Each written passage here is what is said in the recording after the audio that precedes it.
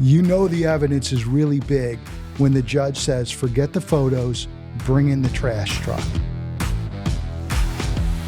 Every trial lawyer has that one case, the one that pushed them to the edge, changed how they practice, or kept them up at night. This is Trial War Stories, and I'm your host, Andy Goldwasser. I sit down with great trial lawyers to unpack unforgettable cases, the strategy, the chaos, the pressure, and the moments that turn the tide beyond the transcripts and verdicts. And now to the show. I am really excited today. My guest is the one and only Roger Williams. Roger and I have known each other a long time. And I must say, Roger, I think you're the most prolific civil trial lawyer in Cleveland. Really, I mean that. So you've been practicing, what, 40 years now? Yeah, well, I practiced for 40 years, total 45 years as an attorney. All right. And I know at one point in time you kept track of the number of trials that you had. That's right, yeah. How long of a period are we talking about? 20 years, 25 years? 25 years. The final 25 years, I kept all of my calendars for those 25 years, believe it or not. I don't know why, but I did. And then after I retired, I was asked to join this organization, ABOTA, which is the American Board of Trial Advocates. Okay. So I had to compile at least 100 trials. And so I went back through all of them to get an idea of how many I had done. And also because I started to do mediations, it's good to put in my CV. But in the final 25 years of my practice, I tried to verdict 223 civil jury trials. That is so unbelievable. And I know we were talking in 1 year, you tried 25 cases or started 25 jury trials in 1 year. Yeah, 1995, I remember that year. I started 25 jury trials and I finished 22. Which is just amazing to me. I remember, Roger, I was telling you this as we were literally walking into this podcast. I remember you driving this big sedan. You used to have a cigar hanging out of your mouth, yep. And you would literally drive from courthouse to courthouse across all of Ohio, smoking that cigar. You'd open up your trunk, you pull out the file, and bam, you'd walk right into a trial. Yeah, that's pretty accurate. I mean, I smoked cigars primarily so that I wouldn't fall asleep while I was driving. I was very conscious about not getting the ashes on my tie. But I traveled throughout the state of Ohio. I never kept track of how many of the 88 counties I was in, but I've tried down in Marietta, all over the state, and had a lot of experience because I represented Giant Eagle when I was in practice throughout the state of Ohio. So I had a lot of traveling. It is amazing. I know that both of us practice primarily in Cleveland, which is Cuyahoga County. The case that I actually tried against you was in Trumbull County. Right. You don't even remember it. I do. I was a young lawyer and so proud of it. And you just beat me up something awful. But it was a fun experience for me. So before we get into this amazing trial, which I can't wait to talk about, but I got to ask you a question. So here you are, this prolific civil trial lawyer. Now it seems like these civil trials don't go to trial anymore. These civil cases just don't get to a jury very often. And I know you're not actively trying cases anymore. Right. You're now a mediator. Why is that? I mean, what is going on? Why aren't these cases going to trial?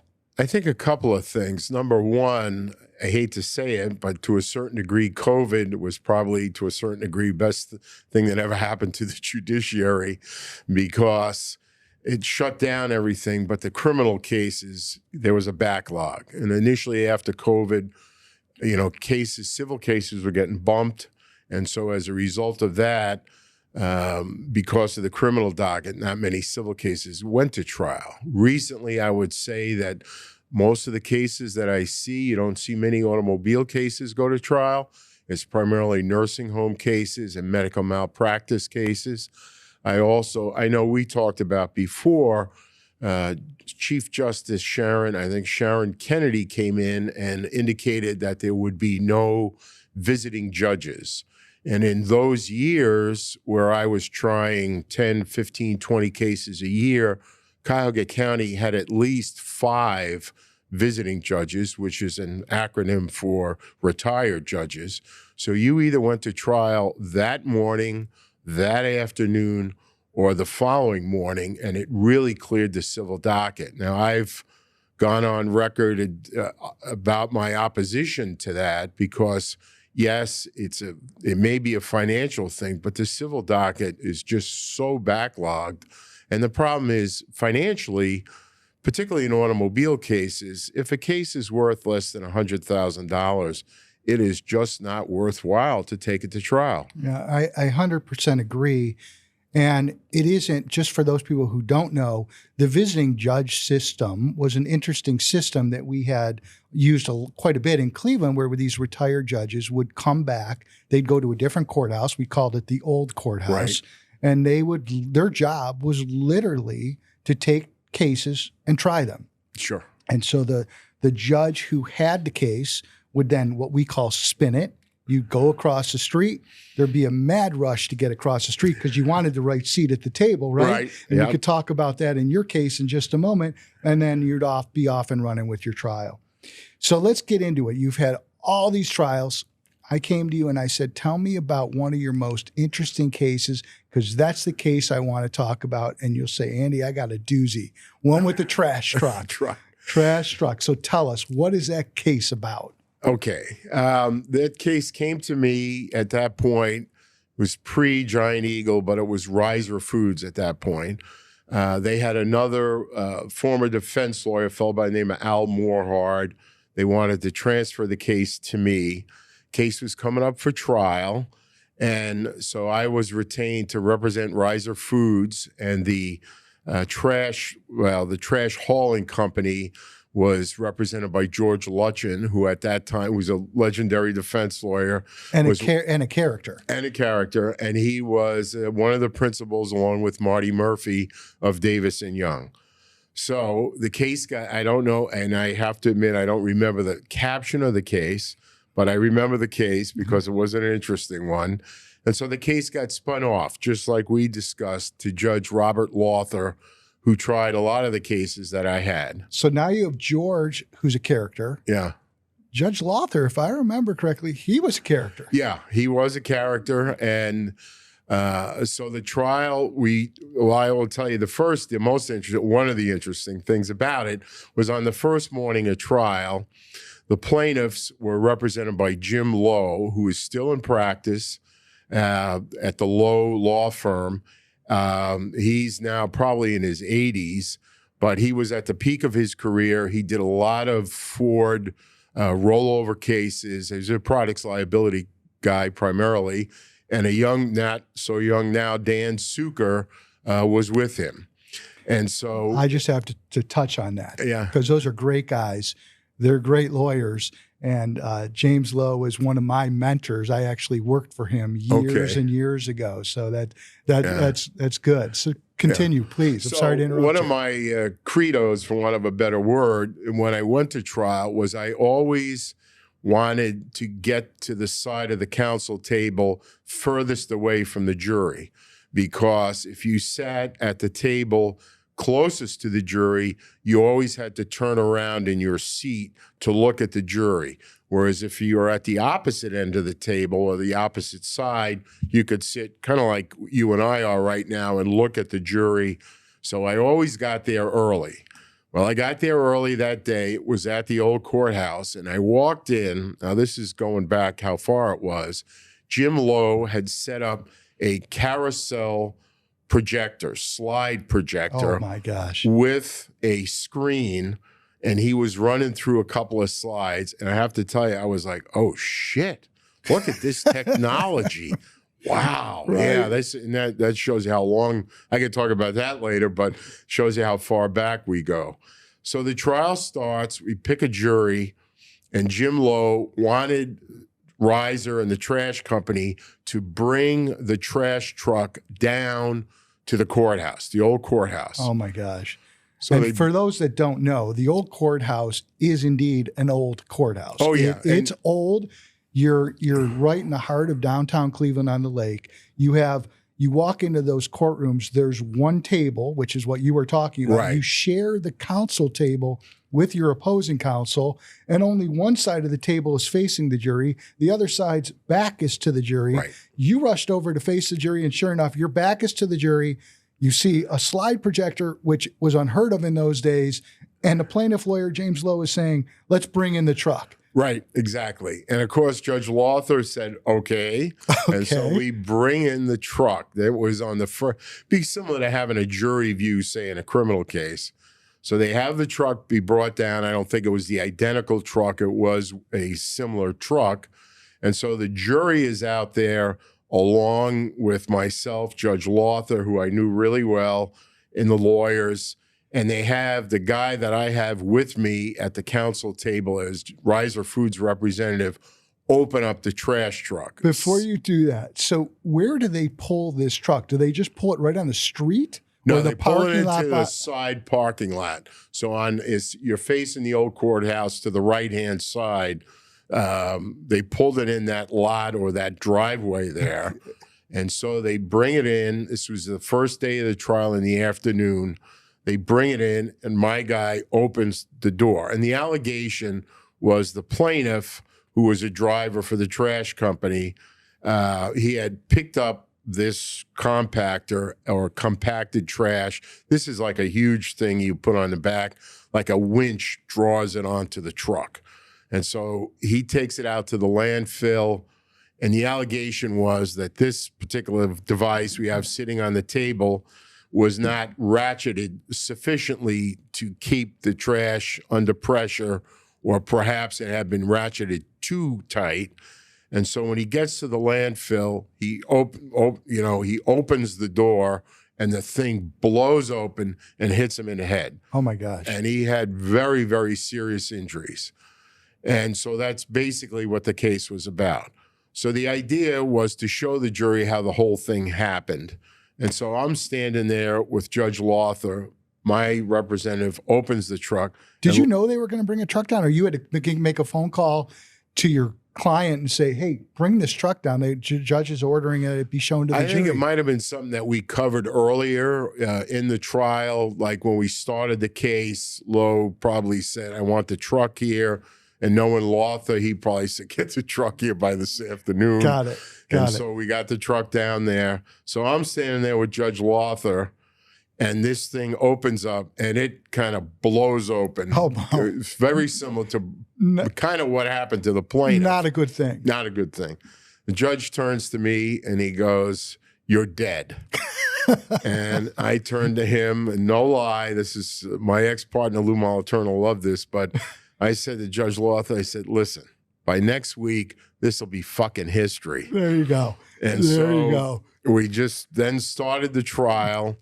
And one of the interesting things about the trial was, though we had voir dired everybody, and asked them how they felt about a corporate defendant and all those kind of things, during the course of the trial, George Lutchen and I discovered, I guess when we were watching the jurors come in and out for a break, that one of the jurors, who was a young female, was either reading like Das Kapital or some like communist manifesto. Oh my gosh. And then I said to George, we're dead, because this woman's going to vote against us and maybe get everybody else to vote against us. So the trial went on. George was historically well known for not asking any questions on cross-examination. I love that. And the funny part about that is you're probably thinking to yourself, George, we have to prolong this trial so that the jury forgets about the demonstration that we just had. Right. Let's push this thing out as long as possible. Yeah. So it did go into the following week. I think we started on a Thursday. It went through the weekend. There was a lot of medical testimony because of the nature and extent of the injuries. But eventually we got it to the jury. I don't know how much Jim Lowe asked for. Probably in those years, like $1 million was a lot of money. But the jury went out in the afternoon, and we kind of figured they'd be back the next morning. We weren't sure, but I was there in the morning. And about 9:30, 10 o'clock, they came out and said they had a verdict. So George shows up. His office was downtown. My office at that time was out, I think, either in Twinsburg or Hudson. So I was there. And the jury came back, and lo and behold, they rendered a defense verdict. You must have been blown away. I was, because, you know, Jim Lowe was like a legend. He was like a god, particularly in the products liability, and a really fine lawyer and a real gentleman. In fact, I had dinner with him at one of these functions in November, still practicing, still sharp, good man. Terrific guy. Terrific guy. But I be honest, I was pretty surprised, but pretty happy. Yeah. And so George, who was, as you indicated, was a character, said to me, "Let's go get a drink." And I'm like, "George, it's 10:30 in the morning." And he goes, "Don't worry about it. Come with me." All right. So, by the way, Roger, I got to stop you. I'm so happy to hear this because, you know, we try these cases, right? We get our verdict, good or bad, and especially if we win, we never celebrate. We never say, "All right, I got to enjoy this for a minute." So I'm glad George said, "Let's go celebrate." Yeah, and I was the same way. I mean, I remember this case because I remember because of the facts, not so much that I won, because I'd be the first person to say, as far as like victories are concerned, I could not tell you many of them, if any. But I could tell you every loss I had, of course, and every butt kicking I got, every $1 million verdict against me. And my old mentor, Stan Kelly, used to say, when you come back and you get hit for $1 million or more than $1 million, well, at least you showed you can try the big ones. There you go. And that didn't make me feel any better, No. but that was it. So anyway, so George says, okay. And at that time, there was a I don't think it's any longer there. It was a place called the Lincoln Inn. And there was an alleyway. At that point, you could get out onto would be St. Clair from the courthouse, from the new court or the Justice Center. And you could walk directly down this alley, and there was this restaurant called the Lincoln Inn in the alleyway. Had a little wooden door with a window in it. I remember it was very, if you didn't know it was there, you'd never find it. You'd never find it. But all the lawyers went there. Yeah. All the judges went there. Yeah. Before that, it was the theatrical, of course, right, which was famous for some other reasons. Sure. Criminal element and some other things. And then it became the Lincoln Inn. So please continue. So I followed George down there, and it was about 10:30 in the morning, so it certainly wasn't close to opening. And he pounds on the door, and there was a little window, and I see a gentleman's face in the window. He looks, he sees it's George, opens the door, "Come on in." Love it. So we had a couple of Bloody Marys, and so that was one of my most interesting cases because of the people involved, certainly. And as we talked, it brought back a lot of memories because Lincoln Inn, like you've said, a lot of judges went there, a lot of lawyers went there. Its big signature lunch item was the Lincoln Burger, which was a hamburger and a piece of bread with some whiz pride or cheese whiz on it. Yes. But that was where everybody went, and so it was a great experience. But you know, the fact that the civil cases are not getting tried now, a lot of that is because of the visiting judges, and there's a whole slew of stories about that too. We don't have that here in Cleveland anymore. Right. We don't go down to the courthouse like we used to. Mm-hmm. To my knowledge, there is no place that lawyers go, the civil lawyers. I know the criminal guys have their own thing, but the civil lawyers, we used to go all the time. I mean, 2-3 times a week. We'd go there. We'd go to John Q's, and we'd go to just a couple places, and we would just talk about trials, and it was so much fun. Oh, yeah. Don't do that anymore. Yeah, and when I was, this is going back 45 years ago, but during my law school days, I clerked for a firm called Kitchen, Messner, and Deary, and they were in the Superior Building along with Myers Hennerman, which was in the Superior Building. And every night, without fail, everybody went down to the Leather Bottle, which was down in on the basement of the Superior building. I mean, it wasn't just like one or two people. I mean, it was everybody pretty much went down there. And such great camaraderie because you're with your opponents. Right. You're with the judges. You know everyone. It makes for a much more comfortable process. Right. Now we barely even pick up the phone when we talk to other lawyers. It's all email. It's uncomfortable. So are you seeing, so you transitioned your practice and now you're one of the go-to mediators really in Ohio. I know I use you and love using you. Yeah.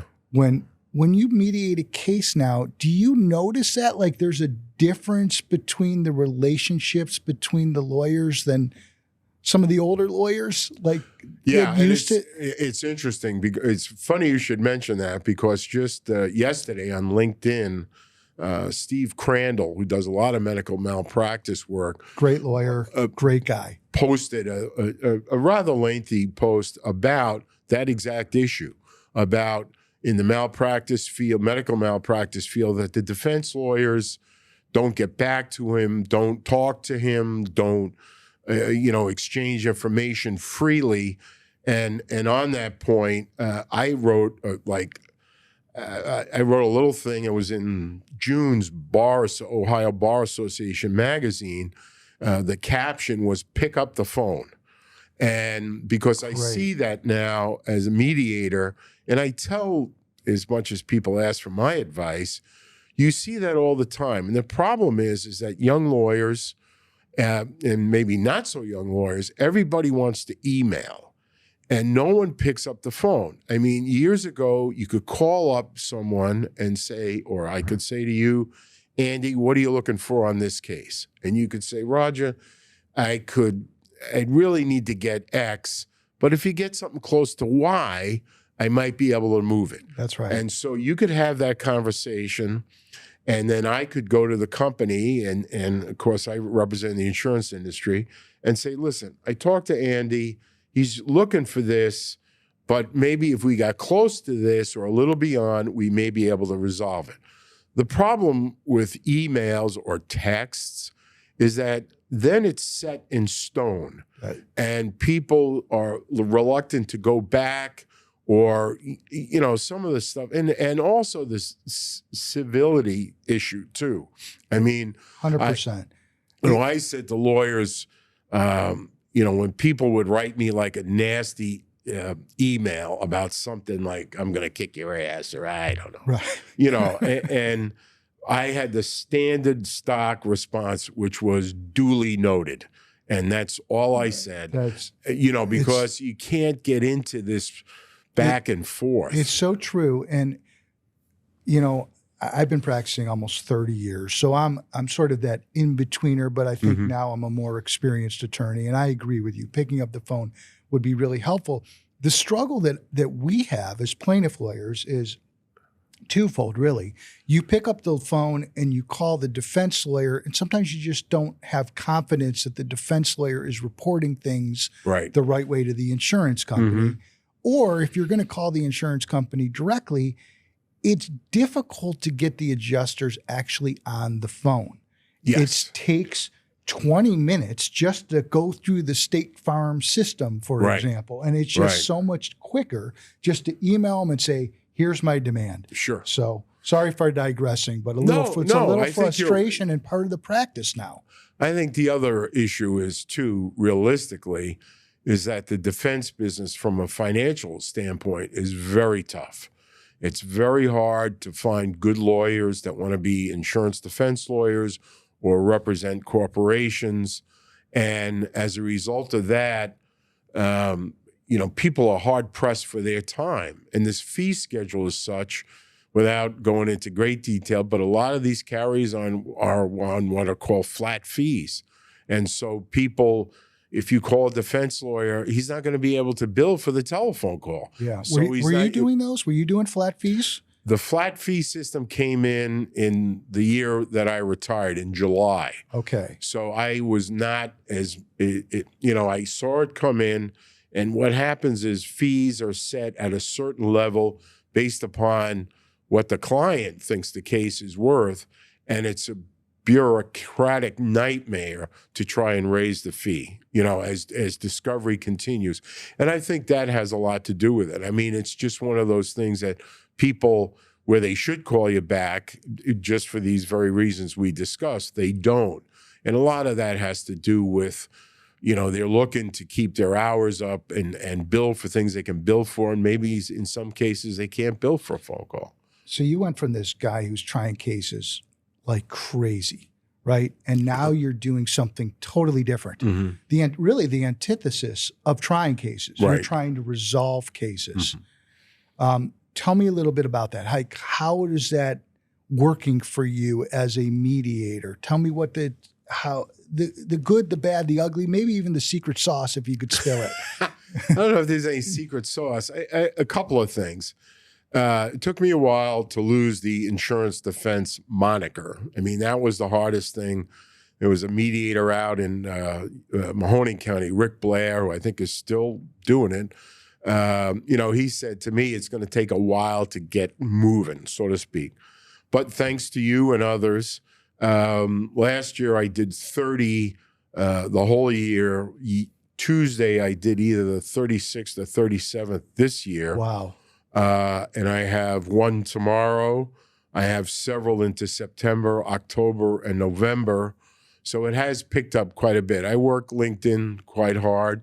And I tell people, one of the things I tell, and this is, my wife bugs me about this, but I tell people I'm in this not to pay my mortgage, just to keep my hand in the business, because I enjoy working with people like you and other plaintiffs' lawyers that I've known and defense lawyers.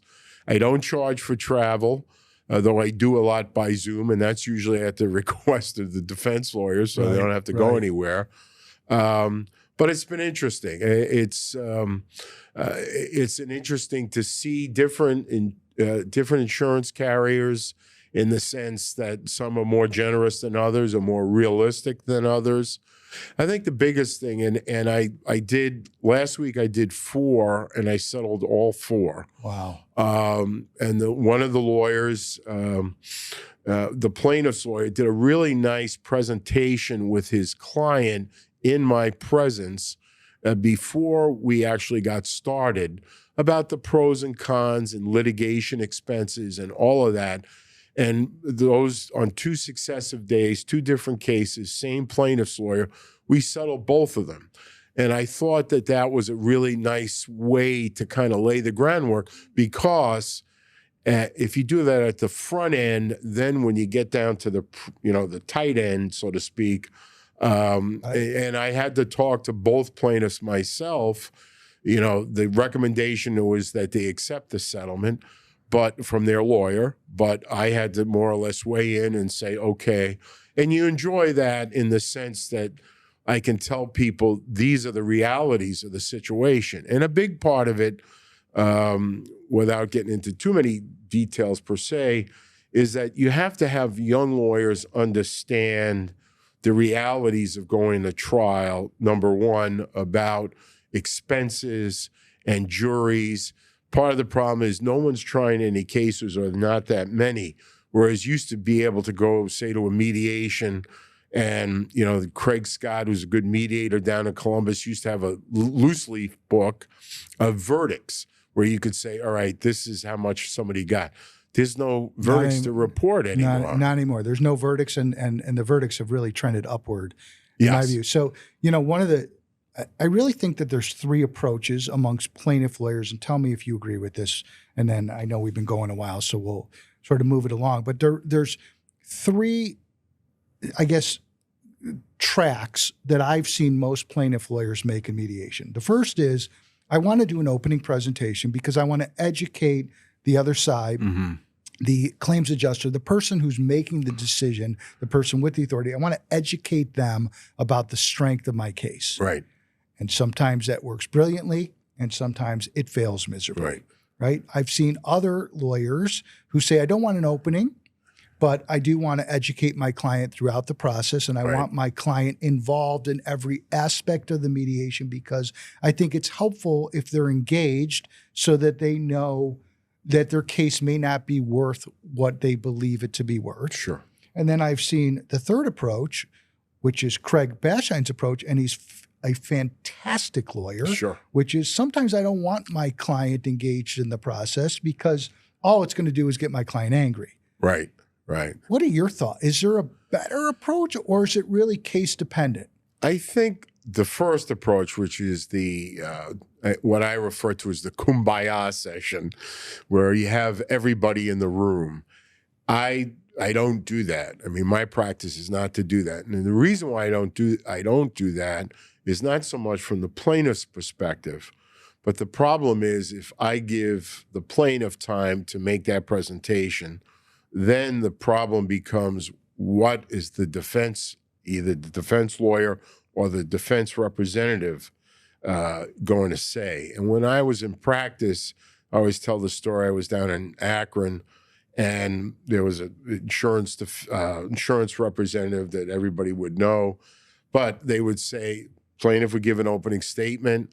They would turn to me, and my stock line was, we're here to settle the case. We've fully evaluated it. I look forward to doing so. And then they would say to Joe Flabitz or whoever that was sitting next to me, well, what do you think? And the guy would call the plaintiff a liar, a cheat, a thief. And that's not the way to to start things, so to speak. Your approach, like the education, a lot of times, though, in my discussion with the plaintiffs is I may talk to your lawyer alone. And that's not to say, we're doing anything behind your back, but I got to get to the parameters, right?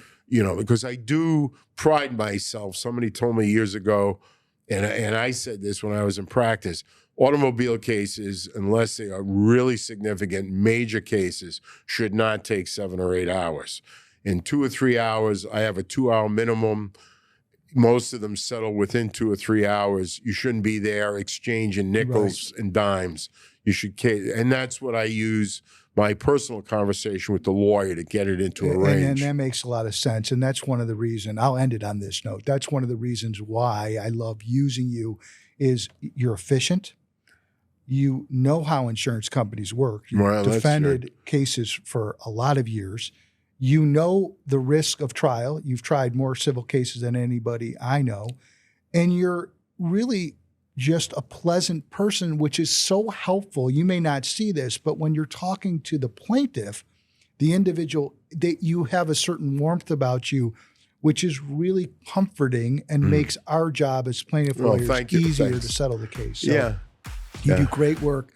Don't retire anytime soon. I'll try not to. Love having you. Thank you for this. It was so fun for me just to sit back and just bullshit about cases in Cleveland trial. Well, I'm honored to be here, and I appreciate it, Andy. Thank you. Thank you.